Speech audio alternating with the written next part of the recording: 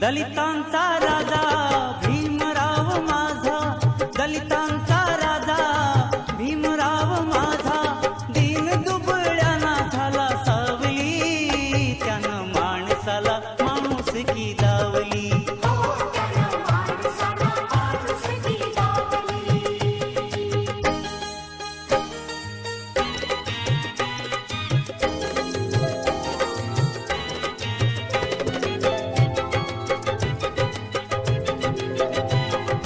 दलितांच्या कुटुंबात जन्म त्यानं घेतला, शिक्षणाच्या अमृताचा पान्हा त्याने जाणला.